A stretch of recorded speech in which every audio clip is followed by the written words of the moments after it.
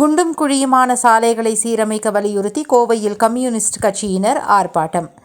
கோவையில் குண்டும் குழியுமாக உள்ள சாலையை உடனடியாக சீரமைத்து தர வலியுறுத்தி இந்திய கம்யூனிஸ்ட் கட்சியினர் வினோபாஜி நகர் கிளையின் சார்பாக கண்டன ஆர்ப்பாட்டத்தில் ஈடுபட்டனர்.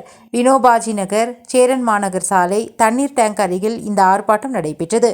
ஆர்ப்பாட்டத்தில் கலந்து கொண்டவர்கள் கோவை ஹோப் காலேஜ் முதல் சேரன் மாநகர் வரை உள்ள பிரதான சாலை பாதாள சாக்கடை அமைப்பதற்காக தோண்டப்பட்டு குண்டும் குழியுமாக மாறிவிட்டது. இது நீண்ட காலமாக சீரமைக்கப்படாமல் உள்ளது. வெயில் காலங்களில் புழுதி காடாகவும் மழை காலங்களில் சேரும் சகதியுமாகவும் காட்சி தரும் இந்த சாலை நீண்ட காலமாக சரி செய்யப்படாமல் உள்ளது.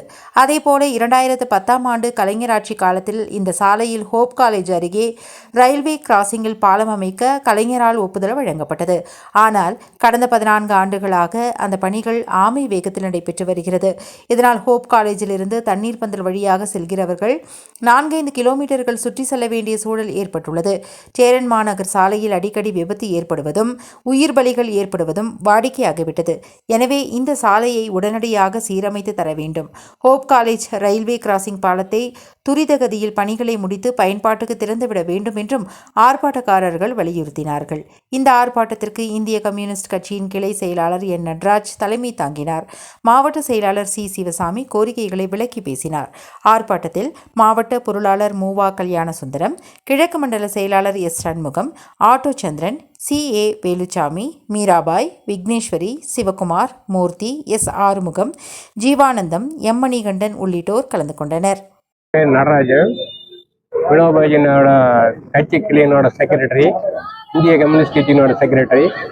நாங்கள் இன்னைக்கு வேளாங்குறிச்சி சாலை இந்த கடந்த ஒரு 2-3 வருஷமாகவே சேதாரமாக இருக்குது. பல முறை போராடி இருக்கோம். இந்த ரோட்டில் அடிக்கடி உயிர் சேதமே நடக்குது. மாநகராட்சியினோட கவனத்துக்கு பல தடவை கொண்டு போயும் அவங்க மேல் நடவடிக்கை, ஒரு தடவை உயிர் சேதமாய் இதே மாதிரி போராட்டம் பண்ணி ஒழுங்குபடுத்தி போட்டாங்க. ஆனால் மீண்டும் இந்த சாலை குண்டும் குறையுமா டேமேஜா டெய்லி விபத்து நடக்குது. மழை பெஞ்சிச்சுன்னா ஒரு நாளைக்கு 10 விபத்தெல்லாம் நடக்குது. வெயில் அடிச்சா இந்த பொழுது மக்கள் மத்தியில் போய் ஆஸ்மா பேஷண்ட், சைனீஸ் பேஷண்ட் எல்லாம் பலாது மாதிரி வராங்க, செத்து குலைக்கிறாங்க. இந்த கொடுமை நிகழ்ச்சி கண்டீரம் பண்ணி தான் உடனே நீங்கள் நடவடிக்கை எடுக்கணும்.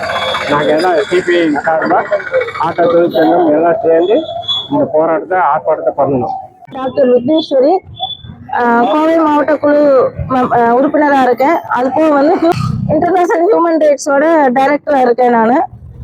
இங்கே பார்த்தீங்க அப்படின்னா ஒவ்வொரு டைமும் இதுக்கு முன்னாடி 10 வருஷத்துக்கு முன்னாடி ரோடு சரி பண்ணுறேன்னு தோண்டி போட்டு ஒரு உயிர் பலி அநியாயமாக ஒருத்தர் தலை நசுங்கி உயிர் போன பிறகுதான் அடுத்த ரோடு போட்டாங்க. பல போராட்டங்களுக்கு பிறகு இந்த ரோடு போட்டாங்க. இப்போ மறுபடியும் போன வாரம் கடந்த 3 நாட்களுக்கு முன்னாடி கர்ப்பிணி பெண்கள் இங்க அதிகமா பாதிக்கப்படுறாங்க. ரோட்ல நடக்க முடியல, மழை பெஞ்சா சேறு வலிக்கி விட்டு விழுந்துடுறாங்க. நார்மலான டேஸ்ல பாத்தீங்கன்னா புழுதி பாருங்க, ஒரு 5 நிமிஷம் நிக்க முடியல. நீங்கம்னா புழுதி பிறக்கும் போது நம்மளுக்கு சைனஸ் ப்ராப்ளம் எல்லாமே வருது. அது ரோட்டோரமா இருக்கிற கரையில் இருக்கக்கூடிய பெண்களும் ஆண்களும் அவ்வளோ சிரமப்படுறாங்க. மேலும் ஆட்டோ ஓட்டுநர்கள் பேசஞ்சர் வச்சுட்டு அவங்களால ஓட்டவும் முடியல, பயணிகளை பாதுகாக்கவும் முடியல, அவங்கள பாதுகாத்துக்கவும் முடியல. இது மாதிரி ரொம்ப சங்கடமான நிலை. 10ஆவதுக்கு ஸ்கூல் பள்ளி குழந்தைகள் காலை மாலை போயிட்டு வரும்போது நிறைய குழந்தைகள் அடிபட்டுறாங்க. இப்பவும் உயிர் பலி ஏற்பட்டுமே இந்த மாநகராட்சி இன்னும் நடவடிக்கை எடுக்காம இருக்குது. இப்போ முதல் கட்டமா நாங்க ஆர்ப்பாட்டம் அறிவிச்சிருக்கோம். இது அடுத்த கட்டமா அவங்க இதற்கும் அவங்க செவிசாய்க்கல அப்படின்னா அடுத்த கட்ட போராட்டமா மக்கள் மறியல் பண்ற அளவுக்கு இவங்க தன்னோட, அதாவது மக்கள் அடிப்படை உரிமைகளை கூட போராடி பெற வேண்டிய நிலைமையில இந்த அரசாங்கமும் மக்களும் இங்க மாநகராட்சியும் செயல்பட்டு இருக்கு. இந்த போக்கு மாறணும். மாறி மக்களுக்கு நல்ல ஒரு தீர்வு கிடைக்கணும்னு கேட்டுக்கிறேன்.